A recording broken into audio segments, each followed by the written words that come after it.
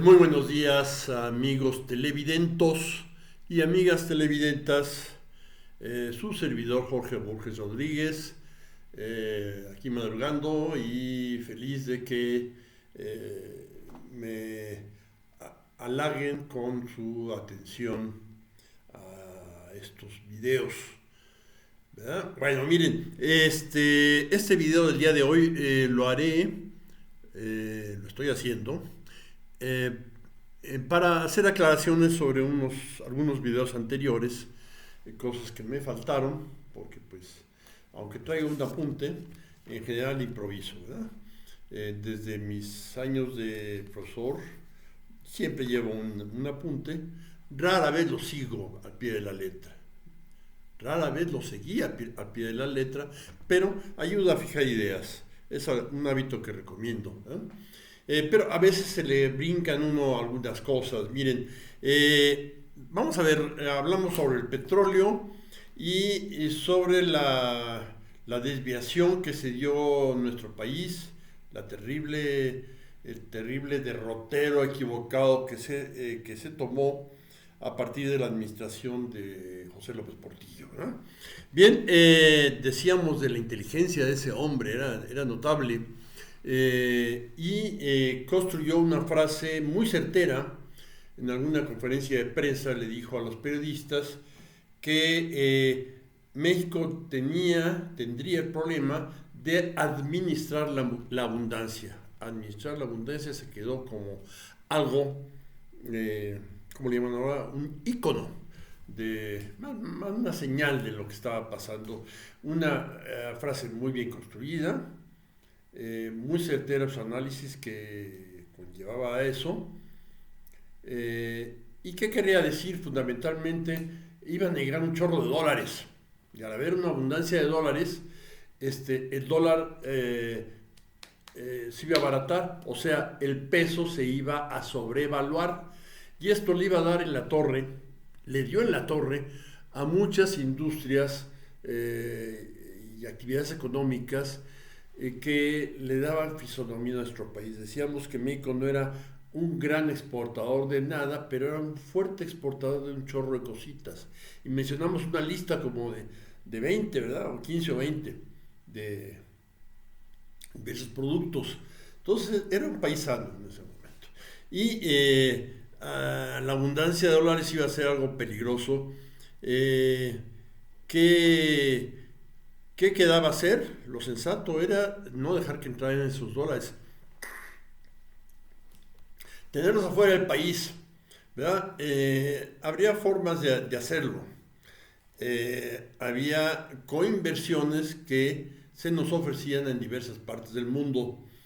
Con el primer intento, que fue adquirir parte del capital de Petronor, una compañía española, pues se armó aquí un relajo, que cómo beneficiamos a los españoles. Esta tarugada de los últimos meses de que ir a pedir a los españoles que nos pidan perdón por algo que fue hace un chorro de tiempo, es un disparate. Pero ese tipo, lo que hay detrás de eso es altamente psicológico, colectivo y muy riesgoso para pensar claramente. Entonces, esa era una buena inversión. Lo hubiera sido también un proyecto petroquímico ya muy claro que ofrecía Eni, la petrolera italiana, que iba a consistir en una serie de proyectos en común en donde invertir dinero de nuestro petróleo para allegarnos tecnología. Y también se llegó a hablar, eso no era tan concreto, la ELF, la marca de los lubricantes, ahora es Total, ¿no? Se llama Total, pero ya cambió de nombre. Bien, también parecía haber algún proyecto por ahí de ese sentido. Invertir en esas cosas hubiera sido muy razonable. Comprar aviones también, como lo hicieron los árabes. La crisis de los años 70 pues ponía en aprietos a compañías aéreas para comprar aviones. en cuyo caso los rentaban y los pintaban con sus colores y todo eso. Y los que habían hecho mucha compra de aviones eran los árabes, ¿ya? Nada pendejos. Compraban aviones y los rentaban a los europeos, americanos, etcétera, etcétera. A México también, Aeroméxico tenía rentados muchos aviones, ¿no? Bien, los había rentado, no eran suyos. Y los operaba, ¿verdad? Que es lo interesante de un avión. Bien, esto hubiera podido hacerse y simplemente, bueno, crear fondos soberanos como después lo hicieron, o ya desde entonces lo hicieron, cada vez en mayor escala los árabes. Los árabes fueron creando fondos soberanos, que es un factor de las finanzas mundiales actuales sumamente importante, ¿verdad? Los que saben de eso, pues, de repente leo cosas de lo que dicen varios de ellos, ¿verdad? Mis economistas favoritos, pues mucho han escrito de eso, ¿verdad? Krugman, Stiglitz y otros más, ¿verdad? Bien, miren, lo tenía muy claro López Portillo, pero le faltó el carácter para hacerlo. Hubiera tenido que explicarle a la gente y le sacó el bulto a eso. Explicar a la gente que eso habría que hacer y hacerlo aceptar. Así como en algún momento el presidente Truman y el secretario de Estado George Marshall tuvieron éxito, pero les costó trabajo, tuvieron éxito en convencer al contribuyente norteamericano que había que prestarles generosamente a los europeos para luego tener a quien venderles cosas, ¿verdad? Es tan simple como eso, pero hay que explicarlo porque cuando ve uno gente como las opiniones que oye uno por aquí, ¿no? En México estamos oyendo que dicen, no, los que pagamos impuestos, en México todos pagamos impuestos. A la hora que yo compro un paquete de papel para escribir, ahí estoy pagando el IVA. Entonces, todos pagamos impuestos, ¿verdad? A la hora que me compro un chaleco, pago IVA. Pagamos impuestos todos, ¿verdad? Bien, entonces le faltó carácter. No lo tuvo. Y bueno, es por eso que decía que hacía ese señalamiento en su momento, pero no lo aclaré lo suficiente. Otro, Europa. Cuando escribí acerca de Europa, mencioné el Tratado de Roma. De hecho, el video era conmemorando el Tratado de Roma como un punto fundamental de los escalones que fue caminando todo un continente, primero para dejar de pelear y luego para progresar juntos, que ya se les olvidó que cada uno de esos países necesita a los otros para progresar. Y entonces tenemos unos países como Alemania y Bélgica que fueron salvados por la metida de pata de países como España, Portugal e Irlanda, de salvar a sus bancos, con lo cual salvaron también a los bancos belgas y alemanes, ¿verdad? Que cometieron la misma irresponsabilidad de prestar en hipotecas basura, invertir en hipotecas basura, en valores basura, que fundamentalmente se emitían a partir de la burbuja inmobiliaria de Estados Unidos, ¿verdad? Dije por ahí algo de que de las compañías que quebraron en Estados Unidos, Freddie Mac y Fannie Mae, parecía, me inspiré en lo que dijo don Leopoldo Abadía, que fue una frase mucho más simpática.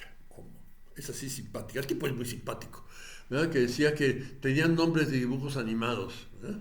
Pero eran compañías muy grandes cuyo derrumbe fue terrible. Bien, entonces el Tratado de Roma consistía en una unión aduanera, un pacto para llevar adelante la división del trabajo agrícola de los países de Europa, ¿verdad? No había evolucionado tanto la industria y había países más agrícolas que otros, ¿verdad? Y otros más industriales. Precisamente el entendimiento franco-alemán llevaba a que un país muy agrícola como Francia, también con mucha industria, se iba a entender con un país con el que había peleado muchas veces, que era más industrial que agrícola y Francia era más agrícola que industrial, ¿verdad? Pero eso se avanzó muchísimo en eso, en pactar las líneas generales de un pacto agrícola y algo que parecía esperanzador en la época era la energía nuclear. Y también pactaron la energía nuclear del cual salió el CERN, Centro Europeo de Recherche Nuclear, de Investigaciones Nucleares, donde hicieron la cosota esta del colisionador de hadrones, ¿verdad? El mariolón ese para ver si el bosón de Higgs era de veras o nada más una hipótesis, ¿verdad? Bien, entonces, ¿pero qué pasa esto? Los europeos para pactar el euro hacen una especie de línea Maginot financiera y entonces dotan al Banco Europeo de una sola misión: conservar el valor del euro y fomentar la economía. No, en cuyo caso las reglas del juego estaban puestas. Y lo que mencioné de la mediocridad de la líder de Alemania, pues pesa mucho, ¿verdad? De no moverse en ese sentido, ¿verdad? Las cosas eran, yo creo que muy claras. En todo esto, Alemania es un país muy importante, es la primera economía de Europa. Vaya, que les diré, por cada $100 que se producen en Francia o en Inglaterra, se producen 140, 130, 140 en Alemania. Entonces la economía más grande. Pero además la que tenía, junto con Bélgica, más problemas de que le pagaran, ¿verdad? De que le pagaran los préstamos que irresponsablemente habían hecho a la burbuja inmobiliaria en España y otros países. Bueno, entonces, ¿qué es lo que tenía que hacer la Merkel? Nada, ¿verdad? Pues aquí están las reglas del juego y necesito mi discurso interno político con el cual me mantengo en el poder. Basta con decir pues, mi Milana, ¿verdad? Y soy popular. La Merkel tiene todavía mucha aceptación entre el electorado alemán, como lo tuvo López Portillo. Hacia el año 80 era muy popular y le estaba regando, y como le costó popularidad a Truman hacer lo contrario, a Truman y a George Marshall, ¿eh? Entonces eso es por lo que señalo mucho de la gran...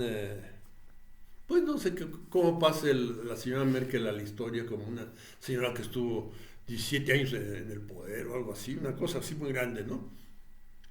Y bueno, también Luis XV, creo, alguno de esos, también titipuchal de años.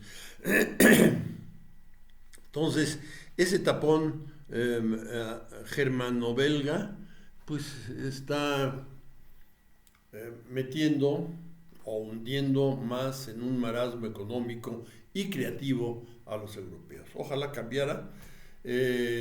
Habría que darle mayor potencia al Consejo de Europa, el órgano central, lo que sería el poder ejecutivo. Ojalá pase, porque pues Europa pues ha cometido muchos crímenes, pero ha creado mucho, ¿verdad? Viva Newton, viva Einstein. Bien, la pandemia.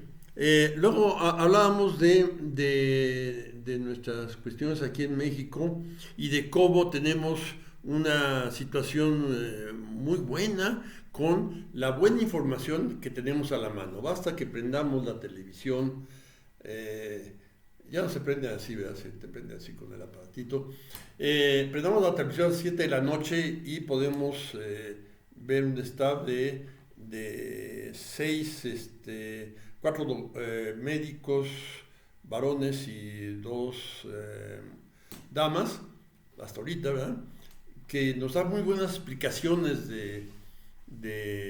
acerca de la pandemia. Nos han advertido oportunamente de todos los problemas que había, los defectos de la contabilidad que se podía tener, no había de otra, acerca de los fallecimientos y los contagios.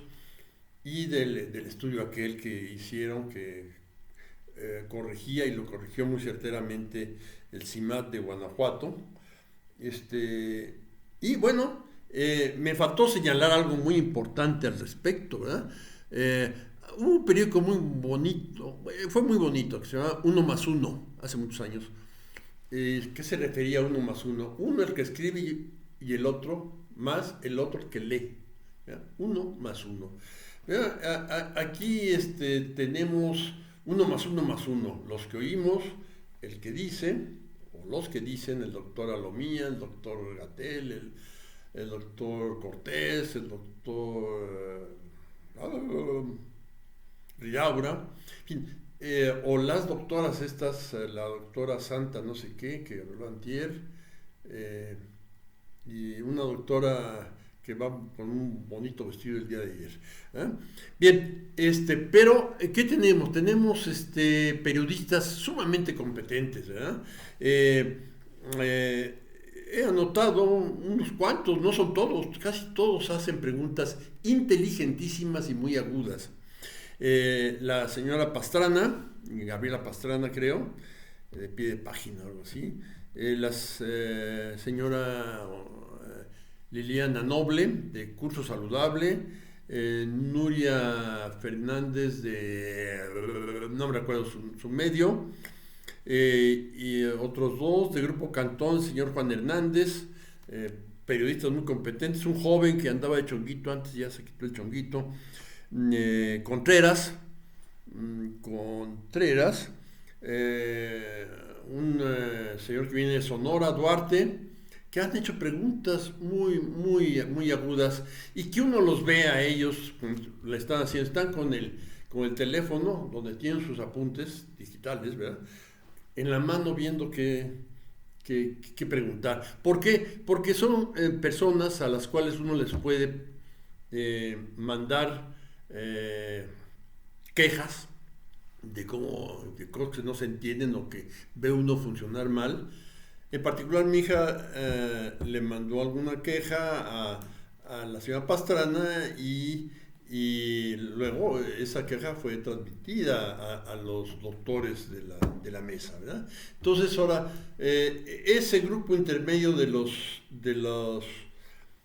estos periodistas que ojalá trasciendan mucho, pues es otra cosa que dentro de la desgracia de la pandemia nuestro país ha salido ganando, ¿verdad? Todos tenemos eso ya, aclaraciones. Esto de los grupos de periodistas era bien importante. Bueno, por lo pronto me despido de ustedes, que tengan un excelente día. Va a empezar a hacer frío un poco dentro de unos días, pero bueno, por lo pronto no, ¿verdad? Gracias, hasta la próxima.